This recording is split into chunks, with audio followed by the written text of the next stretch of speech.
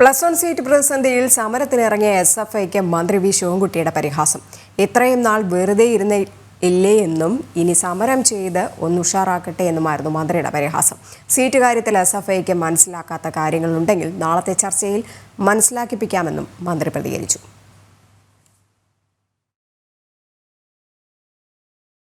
Plus one seat പ്രതിസന്ധിയില്ലെന്ന വിദ്യാഭ്യാസ വകുപ്പിന്റെ കണക്കുകൾ SFIക്ക് മനസ്സിലാകാത്തതുകൊണ്ടാണോ അവർ സമരത്തിനിറങ്ങിയതെന്ന മാധ്യമപ്രവർത്തകരുടെ ചോദ്യത്തിനാണ് മന്ത്രിയുടെ മറുപടി.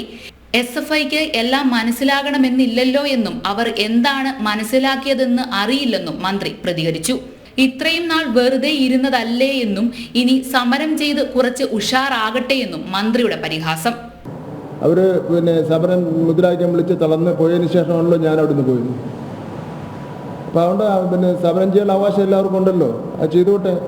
സമരം ചെയ്ത് ഇത്രയും ദിവസമൊക്കെ സമരം ചെയ്യാക്കി ഇരിക്കുന്നവരല്ലേ, ഒന്ന് സമരമൊക്കെ ചെയ്തൊന്ന് ഉഷാറായി വരട്ടെന്ന്. നിയമസഭയിൽ സബ്മിഷൻ ഉന്നയിച്ച ഭരണപക്ഷ MLA അഹമ്മദ് ദേവർകോവിലും സീറ്റ് ക്ഷാമം ചൂണ്ടിക്കാട്ടി. ഏതാണ്ട് 21,640 കുട്ടികൾക്ക് പ്രവേശനം ലഭിക്കാത്ത സാഹചര്യമുണ്ട്. ഇതിൽ അടിയന്തരമായി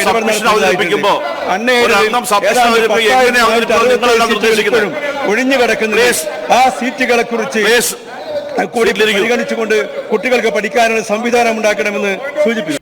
17,298 സീറ്റുകൾ ശേഷിക്കുന്നതായും സപ്ലിമെന്ററി അലോട്ട്മെന്റുകളിൽ 9,820 സീറ്റുകൾ ഉണ്ടെന്നും മന്ത്രി വ്യക്തമാക്കി. അപ്പോഴും 7,428 സീറ്റിന്റെ കുറവുണ്ടെന്നാണ് സർക്കാരിന്റെ കണക്ക്. ഇക്കാര്യത്തിൽ നാളെ വിദ്യാർത്ഥി സംഘടനകളുമായി വിളിച്ച യോഗത്തിന് ശേഷം തീരുമാനമുണ്ടാകുമെന്നും മന്ത്രി പറഞ്ഞു. ജനം, തിരുവനന്തപുരം.